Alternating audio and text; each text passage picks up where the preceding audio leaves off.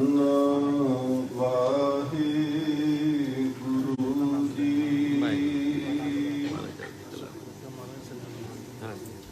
ਕਾਮ ਕ੍ਰੋਧ ਲੋਭ ਝੂਠ ਨਿੰਦਾ ਇਨਤੇ ਆਪ ਛਡਾਓ।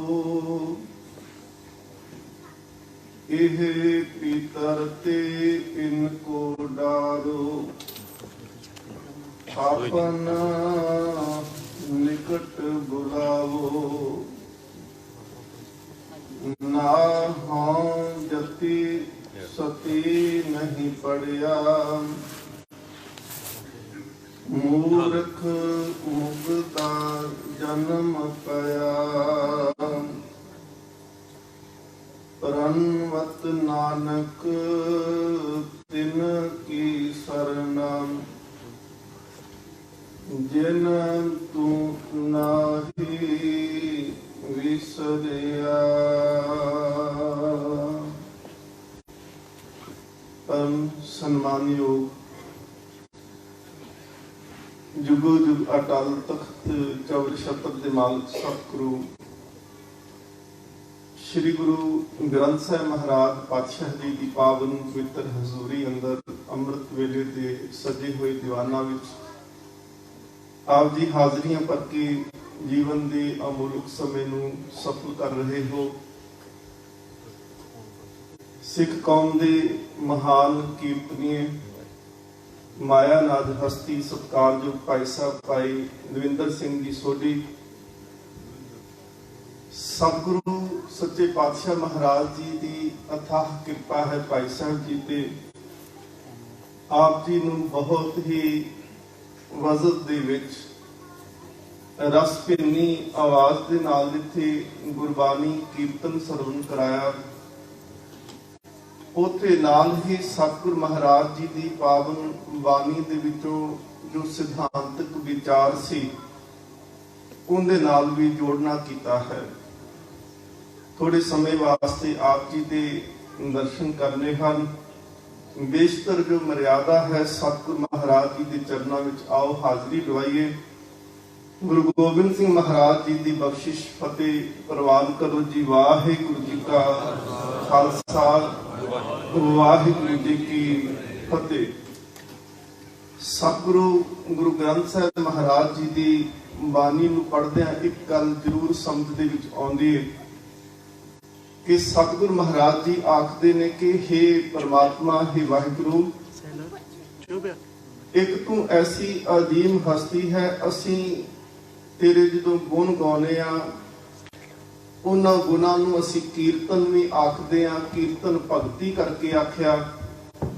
पर हे परमात्मा एक रस तेरा आत्म रस अलौकिक जेकर कीर्तन दरबार किते हुंदा है जो पूरे ब्रह्मांड दे विच तुहाडा हुंदा पिया है। असी कदी कदाई गुरु के महान कीर्तनीय बनाने ते ओ कीर्तनीय सतगुरु गुरु ग्रंथ साहिब महाराज पातशाह जी की बाणी नूं सानू सरवण कराउंदे ने ते असी ये समा जिहड़ा है बहुत थोड़ा मिथदे आ पर नाम असी रखते हैं कि अलौकिक। और सच्चे पातशाह महाराज कहते एक अलौकिक असी करते पे एक वाहिगुरु जी तुसी करते पे हो। सोदर दी तुसी पौड़ी पढ़ो उनदे विच सतगुरु महाराज पातशाह आखदे ने सोदर तेरा केहा सोकर केहा जित बह सर्ब समाले वाजे तेरे नाद अनेक असंखा। एक तां तैनूं गाउंदे पए ने एक सच्चे पातशाह महाराज गाउण वालियां दा साज दिंदे पए ने साजां दे राही वो नाल तेरी भगती करदे पए ने। फिर महाराज सच्चे पातशाह चलो शब्द लो मेरा महाराज कहंदे ने गावन तुदनो खंड मंडल ब्रह्मंडा गाउंदे पए ना सारे एक कीर्तन भगती है। 9 तरह की भगती गिनते ने ते 9 तरह की भगती दे विचों एक भगती है जिन्हों कीर्तन भगती कहा। सतगुरु महाराज पातशाह कहते कीर्तन जिहड़ा है ये परमात्मा की दिती हुई दात है बिना दात तो ये गाया नहीं जा सकता। सतगुरु सच्चे पातशाह महाराज जी के बचन ने, वड्डे भाग हर कीर्तन गाई, पार ब्रह्म तू देह तां पाई। सच्चे पातशाह महाराज कहते किदा जिहड़ा कीर्तनिया कीर्तन करता पिया है, सतगुरु महाराज कहते उनके भाग वड्डे ने। मैं कल भी बेनती की सी, शायद आप विचों बैठे हो। श्री अकाल तख्त साहब, श्री केसगढ़ साहब, पटना साहब, दमदमा साहब, हजूर साहब, सतगुरु महाराज जी के तख्तां के उपर महाराज जी दीयां निशानियां पईयां ने। सतगुरु महाराज जी की दस्तार पई है। भाई साहब होने मिलगे जाते ने, महाराज जी का विआह स्थान गुरु अर्जन देव महाराज जी का, उत्थे सतगुरु महाराज जी दीयां खड़ावां पईयां ने। बहुत सारिया ऐसिया सतगुरु महाराज जी दीयां वस्तुआं ने जिन्हां दे असीं दर्शन करते, जिन्हां नूं महाराज पहनते रहे ने, वरतते रहे ने। भावें वो शस्त्र सी, भावें वो कपड़े सन, भावें वो खड़ावां जोड़े इत्यादि सी। बेनती नूं समझिओ। पर असी जो जाने, असी दर्शन करते हैं। भाई साहब होना दी अक्सर चलो चलती है पीटीसी के उत्ते, जो दर्शन कराते हैं, खड़ावां सतगुरु महाराज जी दियां मत्था टेकते पे आ। असी जाने, असी दर्शन करते, शस्त्रां नूं असी मत्था टेकते हैं। पर साडे मन च कदी भी ये ख्याल नहीं आता कि महाराज जी तो पैरों च पहनते सी ना खड़ावां, असी पहन सकते हैं? बिल्कुल नहीं, असी सोचांगे भी नहीं इस बारे। सतगुरु महाराज जी की दस्तार देख के असीं उन्होंने नमस्कार ते करांगे, पर साडे अंदर ये हिम्मत नहीं होएगी कि असीं उन्होंने अपने सिर ते सजा सकीए। पर सतगुरु महाराज कहते एक गल तू कर सकदा, जिवें मैं कीता वो तू भी कर सकदा है। महाराज केड़ी? महाराज कहते कीर्तन। मैं शब्द लिखिया, मेरे अंदर बानी आई, जैसी में आवे खसम की बानी, तैसरा करी ज्ञान मिला लो। मैं गाया, मेरे तो बाद मेरे कीर्तनीय मर्दाने ने गाया। सतगुरु महाराज कहते जिद्दां मैं गाया उवें तुसीं गा सकदे हो। सतगुरु महाराज कहते ये दात है, ये प्राप्त उन्हों हुंदी है जिंदे ते परमात्मा खुश हुंदा है। वड्डे भाग हर कीर्तन गाई, पार ब्रह्म, जिन्हों पार ब्रह्म ने दिती। मैनूं याद है जी, मैं कीर्तन सीखना शुरू किया भाई जसपाल सिंह जोधी कला। मैं 3-4 साल सीखता रहा। एक दिन उन्होंने पंक्ति पढ़ी, मैं उदन सोचा नहीं ये दात सच्ची मुच्ची पार ब्रह्म दिंदा तां पाई जाती है। श्रोते जरूर बन सके, कीर्तनीय नहीं बन सके, पर जिहड़े करदे ने सच्ची मुच्ची परमात्मा की उन्हां ते बख्शिश है। पर जेकर कीर्तनीय का जीवन देखना हो तो भाई मरदाना जी का देखो। गुरु नानक देव सच्चे पातशाह महाराज अपनी सारी जिंदगी विच ना माता पिता को इन्ना समा रहे, ना अपने परिवार को इन्ना समा रहे, ना बच्चियां को इन्ना समा रहे।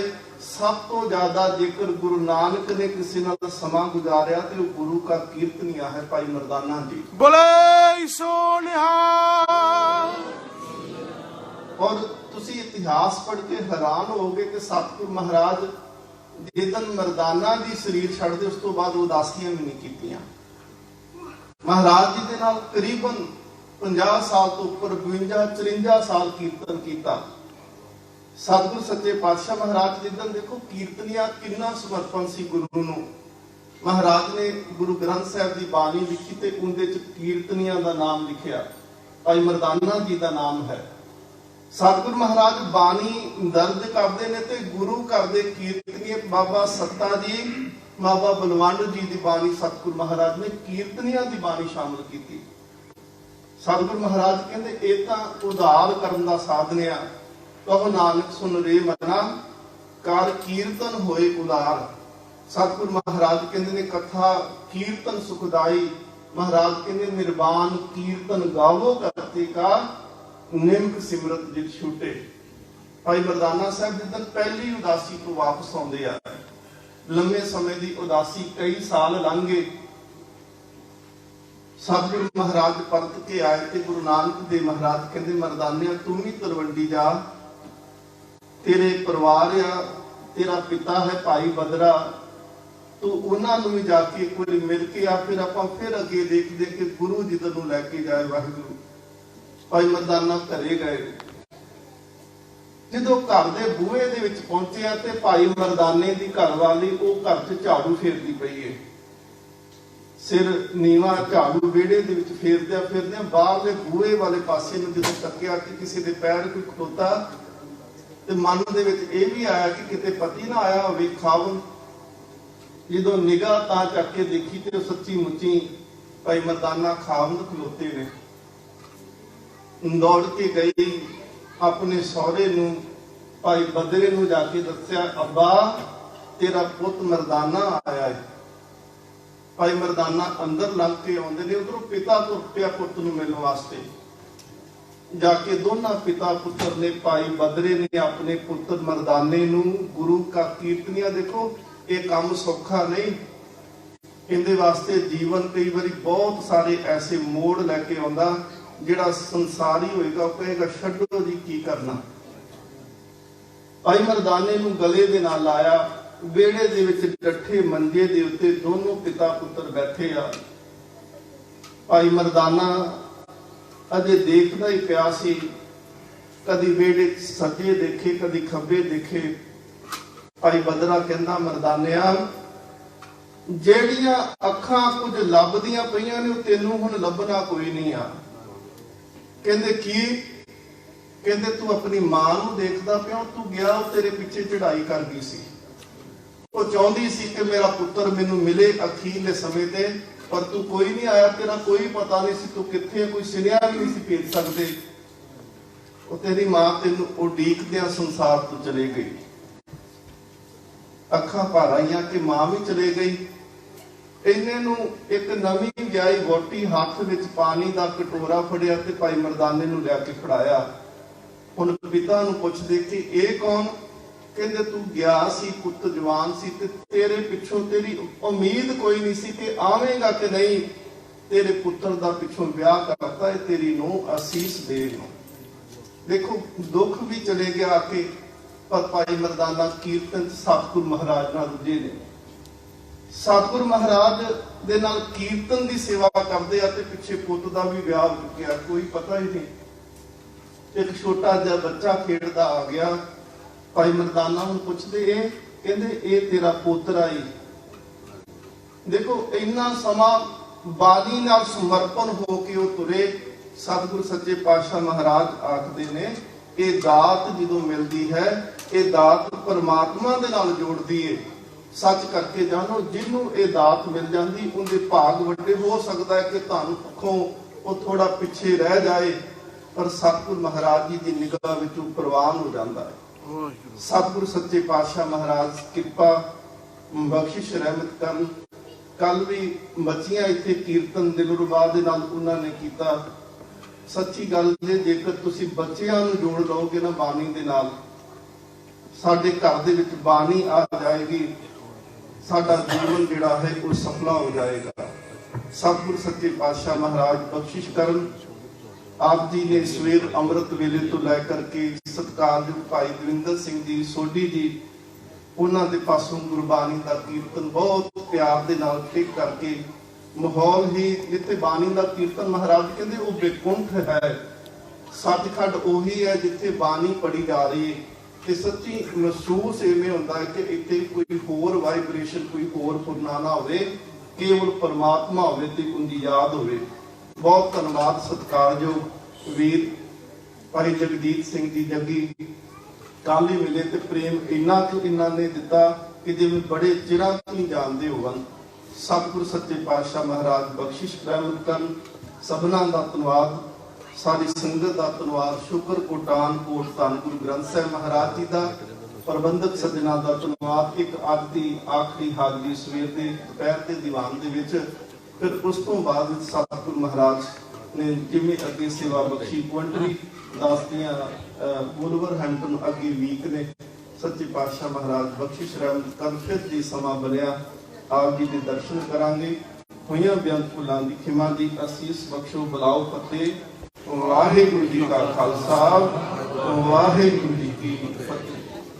ਗੁਰੂ ਸਾਹਿਬ ਸਿੰਘ ਜੀ, ਵਾਹਿਗੁਰੂ ਜੀ ਕਾ ਖਾਲਸਾ, ਵਾਹਿਗੁਰੂ ਜੀ ਕੀ ਫਤਿਹ।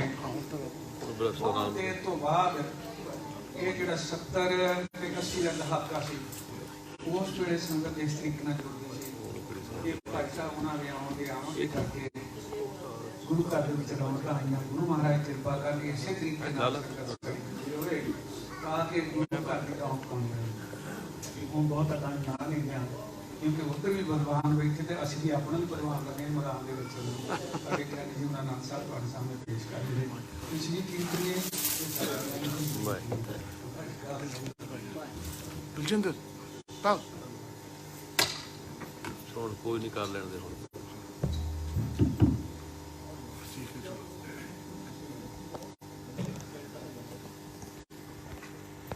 ਵਾਹਿਗੁਰੂ ਜੀ ਕਾ ਖਾਲਸਾ ਵਾਹਿਗੁਰੂ ਜੀ ਕੀ ਫਤਿਹ। ਗੁਰੂ ਪਿਆਰੇ ਸਾਧ ਸੰਗਤ ਜੀ ਫਤਿਹ। ਕਿਉਂ ਬੁਲਾਈ ਨੂੰ ਲੱਗਦਾ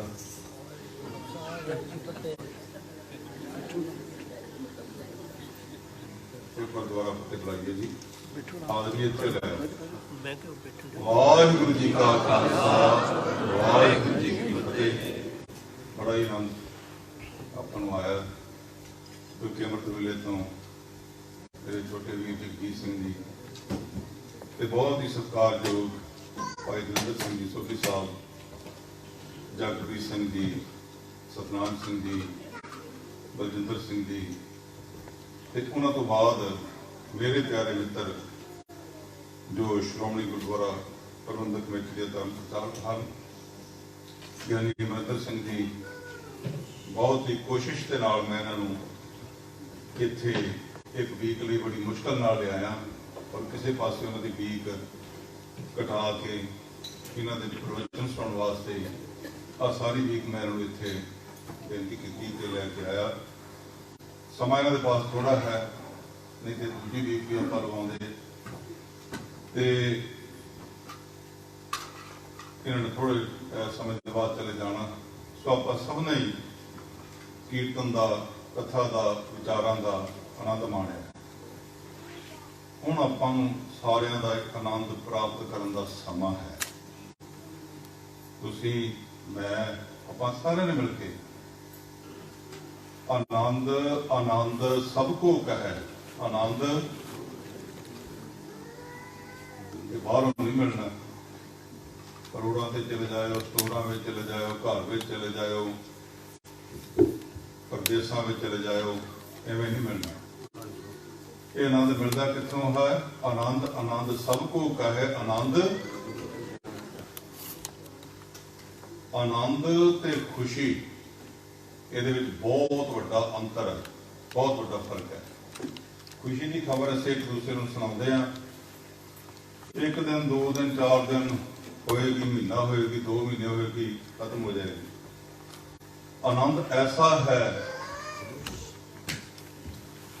ਜਦੋਂ ਆਨੰਦ ਆ ਗਿਆ ਨਾ, ਇਹ ਖਤਮ ਨਹੀਂ ਹੁੰਦਾ। ਇਸ ਕਰਕੇ ਆਓ ਆਪਾਂ ਆਨੰਦ ਸਾਹਿਬ ਜੀ ਦਾ ਜਾਪ ਕਰਕੇ